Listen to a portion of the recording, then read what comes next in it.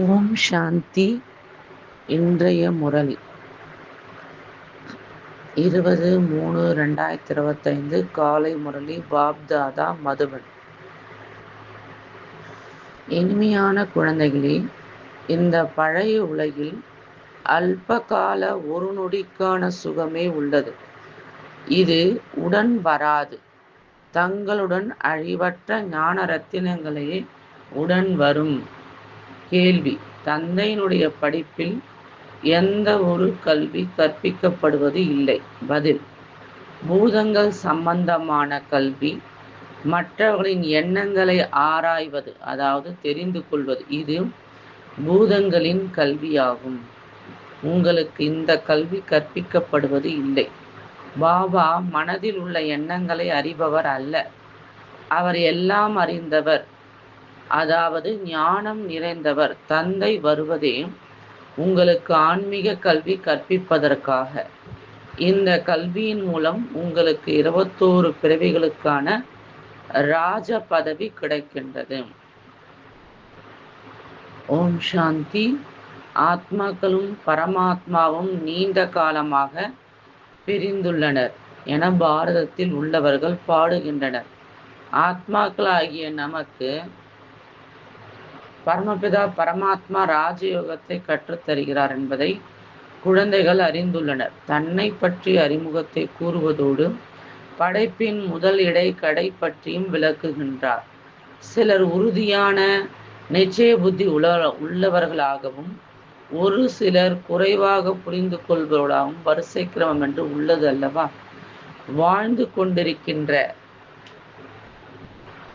ஆத்மாக்கள் நாம் பரமபிதா பரமாத்மாவிற்கு முன்பாக அமர்ந்திருக்கின்றோம் என குழந்தைகள் தெரிந்துள்ளனர். ஆத்மாக்களும் பரமாத்மாவும் பல காலமாக பிரிந்திருக்கின்றோம் என பாடப்படுகிறது. மூலவதனத்தில் ஆத்மாக்கள் பிரிந்திருக்கின்றன என விஷயம் எழாது. அதாவது பரந்தாமத்துல ஆத்மா பிரிஞ்சிருக்குன்றது எழாது. இங்கு அதாவது பூமிக்கு வந்த பிறகு வாழ்கின்ற ஆத்மாவாகின்றோம். பரந்தாமத்துல ஆத்மாவா இருக்கிறோம், இங்க ஜீவாத்மா ஆயிடுறோம் பூமியில. அப்போது எல்லா ஆத்மாக்களும் பரமாத்மாவாகிய தந்தையிடமிருந்து பிரிந்திருக்கின்றன. பரமபிதா பரமாத்மாவிடமிருந்து பிரிந்து இங்கு நடிப்பின் பாகத்தை ஏற்று நடிப்பதற்கு வருகின்றோம். இதனுடைய அர்த்தத்தை புரிந்து கொள்ளாமல் அவ்வாறு பாடிக்கொண்டிருந்தனர். இப்போது தந்தை புரிய வைக்கின்றார். பரமபிதா பரமாத்மாவிடமிருந்து பிரிந்து நம்முடைய பாகத்தை நடிப்பதற்காக வருகின்றோம் என்பதை குழந்தைகளும் தெரிந்துள்ளனர். நீங்கள் தான் முதலாக தந்தையிடமிருந்து பிரிந்தவர்கள். ஆகவே சிவபாபாவும் உங்களைத்தான் முதலில் சந்திக்கின்றார். உங்களுக்காகவே பாபா வரவேண்டியுள்ளது. கல்பத்திற்கு முன்பு கூட இந்த குழந்தைகளுக்காகத்தான் கல்வி கற்று தரப்பட்டது. பிறகு சொர்க்கத்தின் எஜமானர் ஆனார்கள். அந்த சமயத்தில் வேறெந்த தேசமும் இருக்கவில்லை. நாம் ஆதி சனாதன தேவி தேவதா தர்மத்தினராக இருந்தோம் என்று தெரியும். அதற்கு தேவதா தர்மம் தேவதைகளின் வம்சத்தினர் என்று கூறப்படுகிறது. ஒவ்வொருவருக்கும் தமக்கென தர்மம் என்பது உள்ளது. தர்மம் தான் சக்தியானது என கூறப்படுகிறது. தர்மத்தில் தான் சக்தி உள்ளது. லக்ஷ்மி நாராயணன் எவ்வளவு சக்தி உள்ளவளாக இருந்தனர் என்று உங்களுக்கு தெரியும். பாரதவாசிகள் தங்களுடைய தர்மத்தையே தெரிந்து கொள்ளவில்லை. யாருடைய புத்தியிலும் பாரதத்தில் தமது தர்மம்தான் இருந்தது என்று தோன்றவில்லை. தர்மத்தை அறியாத காரணத்தால் நாத்திகர்கள் ஆகிவிட்டனர். தம் சொந்த தர்மத்தினராக ஆனதால் எவ்வளவு சக்தி உள்ளது! நீங்கள் இரும்பு யுகமாகிய மலையை தகர்த்து தங்க யுகமாக மாற்றுகின்றீர்கள். பாரதத்தை தங்கத்தின் மலையாக உருவாக்குகின்றீர்கள். அங்கே சுரங்கங்களில் அளவில்லா தங்கம் நிரம்பியுள்ளது.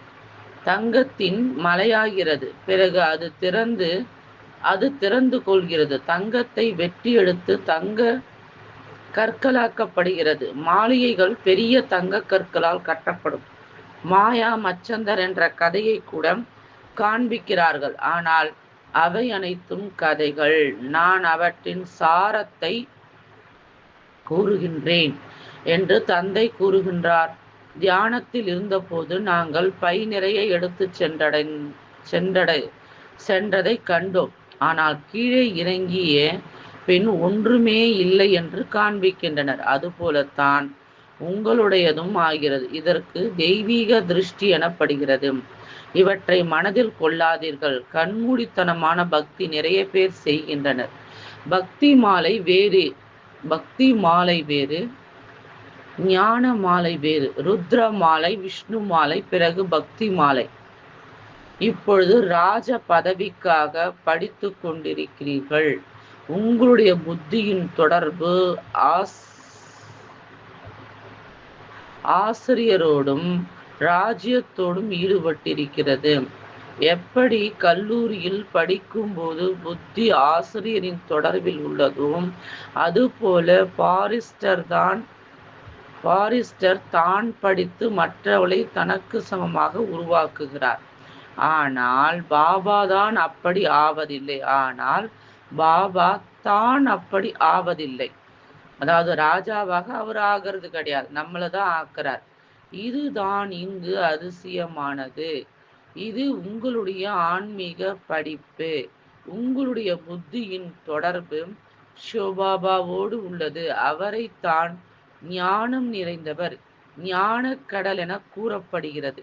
எல்லாம் அறிந்தவர் என்று கூறுவதால் எல்லோருடைய மனதிலும் பிரவேசித்து அவர்களுடைய மனதில் என்ன எண்ணங்கள் ஓடுகிறது என்பதை தெரிந்து கொள்கின்றனர் என்று அர்த்தமல்ல. யார் மற்றவர் மனதில் உள்ளதை கூறக்கூடியவரோ அவர் எல்லாவற்றையும் கூறுவார். இதற்கு பூதங்களின் கல்வி எனப்படுகிறது. இங்கு மனிதர்கள் தேவதை ஆவதற்கான படிப்பை தந்தை கற்பிக்கின்றார். மனிதனிலிருந்து தேவதையாக என்ற பாடலும் உள்ளது.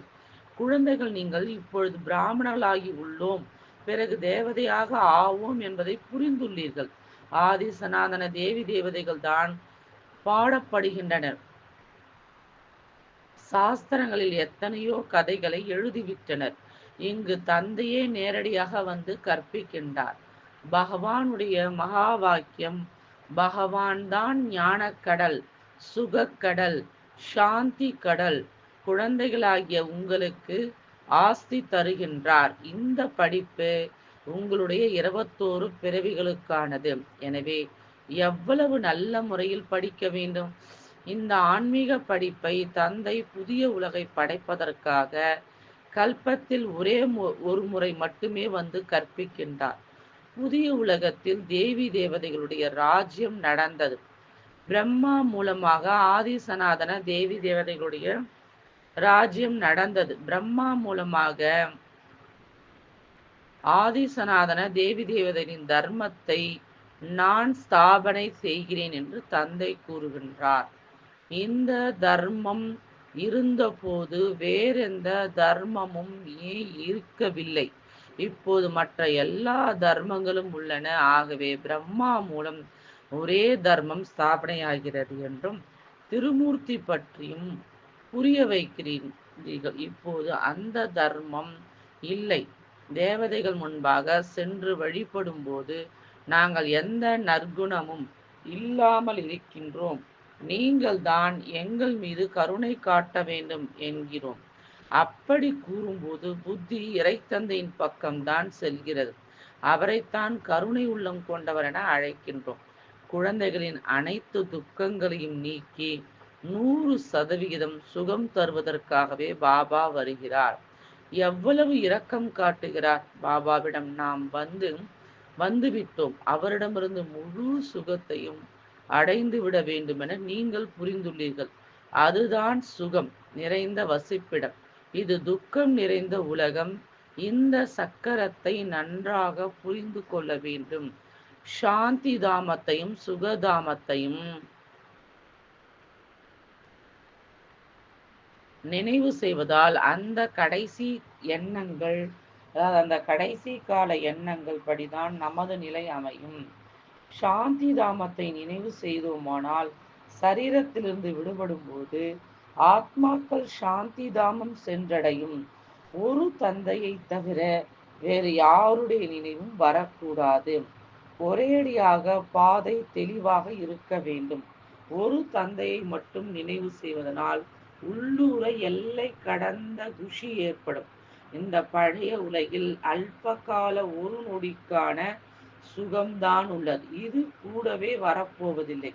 அழிவற்ற ஞான ரத்தினங்கள் தான் கூடவே வரும். அதாவது இந்த ஞான ரத்தினங்களின் சேமிப்பு தான் கூடவே வரும். மேலும் 21 பிறவிகளுக்குள் இதன் பலனை அனுபவிப்பீர்கள். ஆம், அழியக்கூடிய செல்வத்தால் பாபாவிற்கு வேறு வழி முறைகளில் யார் உதவி புரிந்தாலும் அவர்களின் கூடவே வரும். பாபா நம்மிடம் உள்ள மதிப்பில்லாத சோழிகளை வாங்கி கொண்டு நமக்கு அங்கே மாளிகைகளை தருகின்றார். பாபா சோழிகளுக்கு பதிலாக எவ்வளவு ரத்தினங்களை தருகிறார். அமெரிக்க மக்கள் நிறைய செலவு செய்து மிக பழமையான பொருட்களை வாங்குகின்றனர். அப்படி மனிதர்கள் பழைய பொருட்களை அதிக விலை கொடுத்து வாங்குகிறார்கள். அமெரிக்க மக்கள் பைசா பெறாத பொருளுக்கு 1000 ரூபாய் அளவிற்கு கூட கொடுக்கின்றனர். பாபா எவ்வளவு நல்ல வாடிக்கையாளர், அதனால் அவரை கள்ளம் கபடமற்றவர் என புகழ்பாடுகின்றனர். மனிதர்களுக்கு இது கூட தெரியாத காரணத்தால் சிவனையும் சங்கரரையும் ஒருவரே என கூறிவிட்டனர். எங்கள் பையை நிரப்புங்கள் என்று கூறுகின்றனர். நமக்கு ஞான ரத்தினங்கள் கிடைக்கின்றன, இவற்றால் நமது பை நிறைகிறது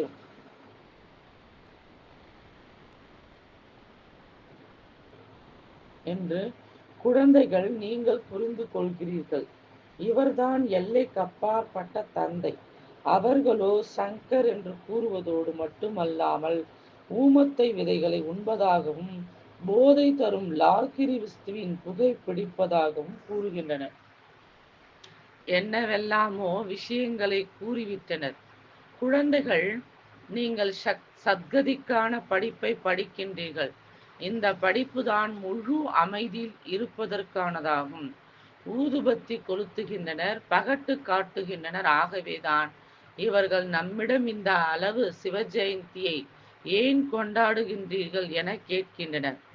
சிவபாபாதான் பாரதத்தை செல்வம் மிகுந்த நாடாக மாற்றுகிறார். லக்ஷ்மி நாராயணரை சொர்க்கத்தின் எஜமானராக யார் உருவாக்கியது? இது உங்களுக்கு தெரியும். இவர்கள் முற்பிறவில் என்னவாக இருந்தனர்? இவர் முன்ஜென்மத்தில் ஜெகதம்பா ஞானேஸ்வரியாக இருந்தார். அவரே பிறகு ராஜேஸ்வரி ஆகின்றார். இப்போதும் யாருடைய பதவி பெரியது? பார்க்கும்போது இவர் சொர்க்கத்தின் எஜமானர். ஜெகதம்பா எதற்கு எஜமானியாக இருந்தார்? இவரிடம் ஏன் செல்கின்றனர்? பிரம்மாவிற்கும் கூட 100 கைகள், 200 கைகள், 1000 கைகளுடையவராக காட்டுகிறார்கள். எத்தனை குழந்தைகளோ அந்த அளவு கைகளின் எண்ணிக்கை அதிகமாகிறது. ஜெகதம்பாவிற்கு கூட லக்ஷ்மியை விட அதிகமான கைகளை கொடுத்து விட்டனர். அவரிடம் சென்று அனைத்தையும் வேண்டுகின்றனர். இது வேண்டும், அது வேண்டும், இப்படி நிறைய ஆசைகளோடு செல்கிறார்கள். லக்ஷ்மியிடம் ஒருபோதும் இப்படிப்பட்ட விருப்பங்களோடு செல்வதில்லை. இவரிடம் செல்வம் மட்டுமே உள்ளது. ஜெகதம்பாவிடம் சொர்க்கத்தின் ராஜ பதவி கிடைக்கிறது. எனவே ஜெகதம்பாவிடம் எதை விரும்பி ஆசிப்பது என்று தெரிவதில்லை. இதுவோ படிப்பு, ஆன்மீக ஞானம். ஜெகதம்பா எதை கற்பிக்கின்றார்? ராஜயோகத்தை. இது புத்தி யோகம் என்றும் கூறப்படுகிறது. உங்களுடைய புத்தி பலவற்றின் பக்கம் விலக்கப்பட்டு ஒரு பாபாவிடம் ஈடுபடுகிறது. புத்தி பல திசைகளில் அலைபாய்ந்து ஓடுகிறது. பாபா கூறுகிறார், என்னோடு புத்தியின் தொடர்பை ஈடுபடுத்துங்கள், இல்லையெனில் விகாரங்கள் விநாசமாகாது. எனவேதான் பிரம்மா பாபாவின் புகைப்படம் எடுப்பதை கூட தடுக்கின்றார். ஏனெனில் இது அவருடைய சரீரம்தான் அல்லவா? பாபா தானே தரகர் ஆகி கூறுகிறார், இப்போதே உங்களுடைய நிச்சயதார்த்தம், திருமண பந்தம் ரத்தாகிறது. காமச்சிதையிலிருந்து இறங்கி இப்பொழுது ஞானச்சிதையில் அமருங்கள்.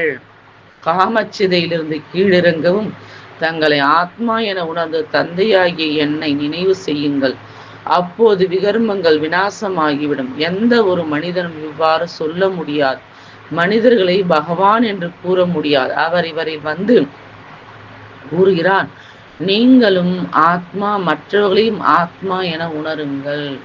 மன்மனாபவ என்று தந்தை கூறுகின்றார். மன்மனாபவ என்று கூறுவதன் மூலம் நினைவு வந்துவிடும். இந்த பழைய உலகத்தின் அழிவு முன்பாக உள்ளது. இதுதான் மகாபாரத யுத்தம் என்று ஏன் கூறுகிறார்கள்? பாரதத்தில் யஜ்ஞம் ஆயத்தமாகியுள்ளது. இதிலிருந்து விநாசத்தின் தீப்பிழம்பு வெளியாகிறது. உங்களுக்காக புதிய உலகம் தேவைப்படுவதால் இனிமையான குழந்தைகளே, இந்த பழைய உலகம் அழிய வேண்டும். எனவே இந்த போரினுடைய மூலவேர் இங்கிருந்து வெளிவருகிறது. இந்த ருத்ர ஞான வேள்வியிலிருந்து மிக பெரிய போர் விநாச ஜுவாலை கொழுந்துவிட்டு எரிகிறது. இது சாஸ்திரங்களில் எழுதப்பட்டிருந்தாலும் எங்களுக்கு தெரியாதென கூறிவிட்டனர். புதிய உலகத்திற்காக பாபா இப்போது புரிய வைத்துக் கொண்டிருக்கின்றார். இப்போது நீங்கள் ராஜ்யத்தை பெறுகின்றீர்கள், தேவி தேவதைகளாக ஆகின்றீர்கள். உங்களுடைய ராஜ்யத்தில் வேறு யாரும் இருக்க முடியாது. சைத்தானின் உலகம் விநாசமாகிறது. நாம் தான் நேற்று ராஜ்யம் செய்தோம் என்ற நினைவு இருக்க வேண்டும். பாபா ராஜ்யம் கொடுத்திருந்தார். பிறகு 84 பிறவிகள் எடுத்து வந்துள்ளோம். மீண்டும் பாபா வந்துள்ளார். குழந்தைகள், உங்களிடம் இந்த ஞானம் இருக்கிறது அல்லவா?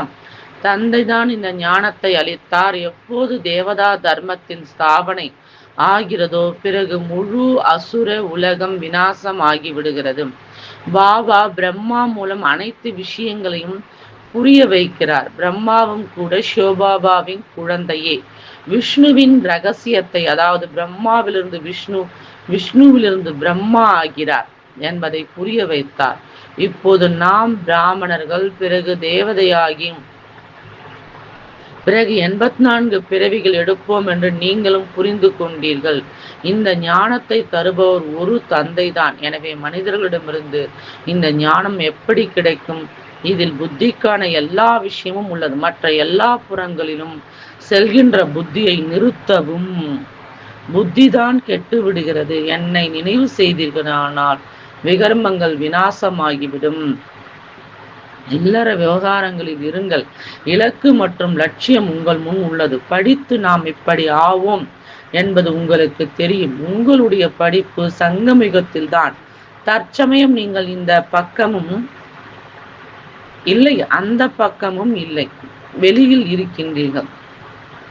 பாபாவை படகோட்டி என்றும் கூறுகின்றனர். எங்களுடைய படகை அக்கறையில் கொண்டு போய் சேர்ப்பீங்கள் என்று பாடுகின்றீர்கள். இது சம்பந்தமாக ஒரு கதை கூட உள்ளது, பண்டிதரோட கதை. சிலர் சென்று விடுகிறார்கள், சிலர் நின்று விடுகிறார்கள். பாபா கூறுகின்றார், நான் இந்த பிரம்மாவின் வாய் மூலமாக சொல்கின்றேன். பிரம்மா எங்கிருந்து வந்தார்?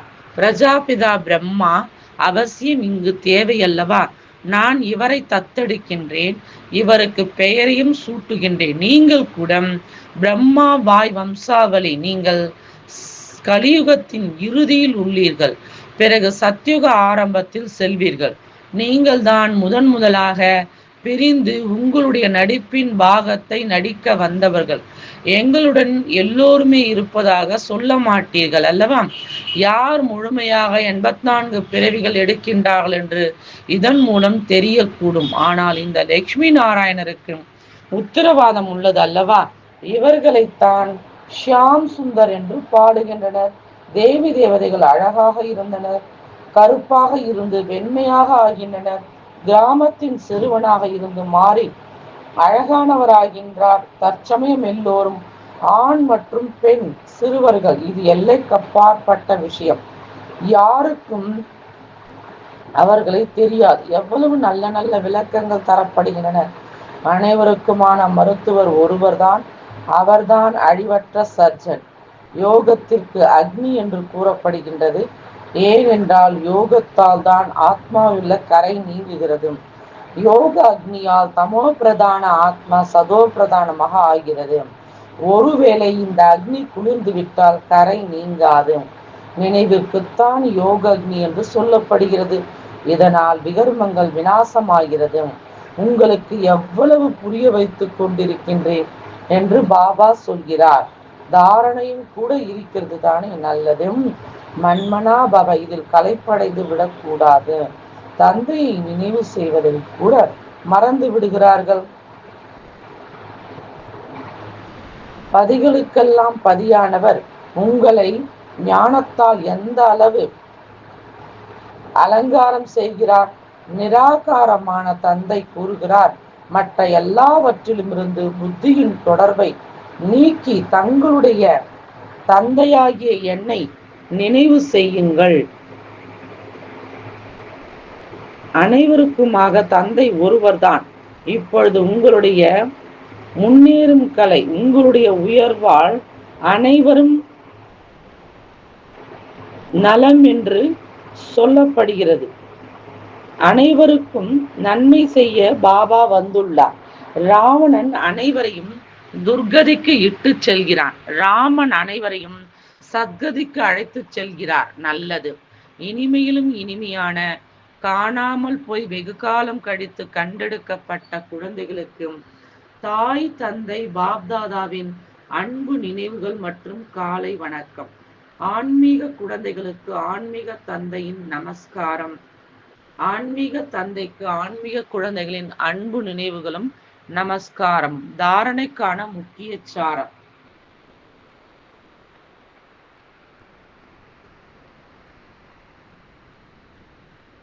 ஒன்று, தந்தையின் நினைவினால் அளவு கடந்த சுகத்தை அனுபவம் செய்வதற்காக புத்தி தெளிவாக இருக்க வேண்டும். நினைவு எப்போது அக்னி சொரூபமாக ஆகிறதோ அப்போது ஆத்மா சதோ பிரதானமாக ஆகிவிடும். 2வது பாயிண்ட், தந்தை சோழிகளுக்கு பதிலாக ரத்தினங்களை தருகின்றார். அப்படிப்பட்ட கள்ளங்கபடமற்ற தந்தையிடமிருந்து தங்களுடைய பையை நிரப்பிக் கொள்ளவும் சாந்தியில் இருப்பதற்காக இந்த கல்வியை கற்று சத்கதியை பலனாக அடைய வேண்டும். வரதானம், மாயாவின் பந்தனங்களிலிருந்து சதா பந்தனமற்று இருக்கக்கூடிய யோக யுக்து பந்தன் முக்தாகுக. மாயாவின் பந்தனங்களிலிருந்து சதா பந்தனமற்று இருக்கக்கூடிய யோக யுக்து பந்தன் முக்து ஆகுக.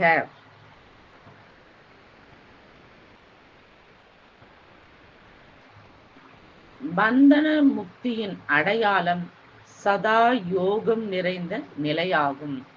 யோக யுக்து குழந்தைகள் பொறுப்புகளின் பந்தனம் மற்றும் மாயாவின் பந்தனத்திலிருந்து முக்தி அடைந்திருப்பார்கள். மனதிற்கான பந்தனம் இராது. லௌகீக பொறுப்புகள் விளையாட்டாகவே, கட்டளைப்படி விளையாட்டு என்ற ரீதியில் சிரித்து கொண்டே விளையாடுங்கள். ஒரு பொழுதும் சின்ன சின்ன விஷயங்களில்